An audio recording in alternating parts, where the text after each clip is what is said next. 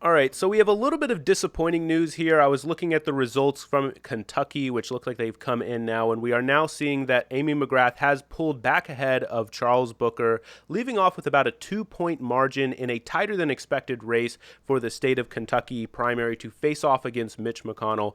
So this is obviously disappointing. Charles Booker, as you all know, great progressive. I've made a few videos on about him on this channel. He supported Medicare for all, a Green New Deal, and a litany of other great policy proposals. Amy McGrath, of course, being that centrist candidate who says that she's a pro-Trump Democrat. The reason why you should vote for Amy McGrath, of course, is because she is going to stop Mitch McConnell from obstructing the agenda of Donald Trump.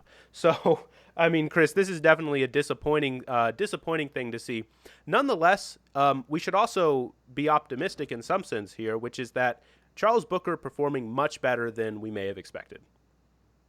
Yeah, I mean, it was definitely a bit of a roller coaster where we went from, the night the results were first coming in and it looked like McGrath had a lead. And then we had some time where we got our hopes up that maybe actually Mm-hmm. Booker had a chance here. And then now we're finding out that he came up short. You kind of wonder what would have happened with McGrath. I mean, she spent a ton of money on this campaign. And then she had, Schumer was backing her up, and you kind of wonder if that hadn't happened, is it possible that things could have gone the other way? But I mean, at this point, it doesn't really matter. But it's definitely a disappointment to see him come up just a little bit short Just a few of pulling points. it off. Yeah, just a few points short there. Nonetheless, though, again, like I was saying, I mean, it's literally just a few points down there. Now, I will say there's some allegations of sort of voter suppression coming from Kentucky. I mean, we saw a number of polls close in specifically the areas where Charles Booker was strongest. We saw it go down from something like, what was it, Chris? Something like 3,700 polling locations in a county or in an area down to like 500 or something like that, down in, I believe, Lexington and in a few other places in Kentucky. But there was also thoughts that it wasn't actually too bad because a lot of voters were allowed to vote absentee and a lot of people did get their ballots early. That said, that's where sort of the twist comes in for Charles Booker. If you look, for instance, at Jefferson County, Booker's results, when you looked at the day of voting, was closer to 80% in favor of Charles Booker. But then when you looked in sort of the absentee ballots, the ballots that were cast in earlier, those number, once that got factored in, the numbers and results from Jefferson County got brought down to about 60%. So unfortunately, it does seem like some of the early voting is what really did in Charles Booker, which is not particularly surprising considering that we saw that surge in the last minute, Right. right, Chris? We saw in the last minute everybody looking at like, oh, there's Charles Booker. A lot of people didn't really know who he was, but then he really capitalized in some sense, or maybe capitalized is the wrong word, but he really, he showed himself. I should say he showed himself to be a true leader during the protest. During the protest, we saw him out there. We saw him, really leading the protest in Kentucky and in a number of areas around Kentucky, and that led to his late surge in name recognition.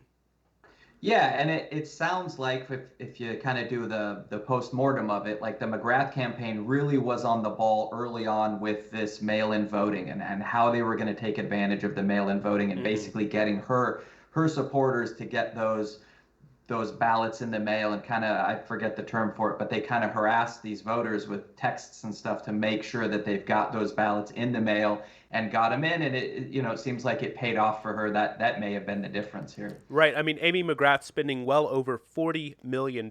We always love to talk about AOC's sort of deficit spending margin in her victory against Joe Crowley, how Joe Crowley significantly outraised her. If Charles Booker had pulled this one off, it would have been even, and you could make the argument at least, Yeah. an even bigger win than AOC's win over Joe Crowley. Now, that might be a bit of a dramatic claim to make, and don't come after me for it. But like I mean, the outspending margin there. I don't know if that's like a proper phrase, but the outspending margin there is absurd. $40 million compared to Charles Booker, grassroots raised, and most of it all there at the end. And it's kind of a perfect example of why we need to get money out of politics. I mean, if you have a race this close and one candidate completely outspent the other candidate, that's an indication that maybe the money has, it's hard to overcome that amount of money. Even when you have the will of the people showing up and Yeah. being passionate, it's hard to overcome that amount of money. Yeah, and it definitely gives you that sort of early advantage, right? Like if you have that money, Right. you have that infrastructure, you have the backing of the establishment of Chuck Schumer, Nancy Pelosi, et cetera, et cetera. Like, you have that early ground game infrastructure. You have all the best, the quote unquote best strategists in the state, leading up your campaign, having all the right connections and things like that. That's definitely a major advantage. And to see someone like Charles Booker able to surge in, seeing people in the state of Kentucky being like, I actually agree with Charles Booker, and the day of voting being significantly in favor of Charles Booker. I don't think this is entirely a depressing story, Chris. I really don't. Yeah, and hopefully this is one where we're talking about him a few years from now. Hopefully with a win. But I don't really think he's going anywhere. I think he'll be around.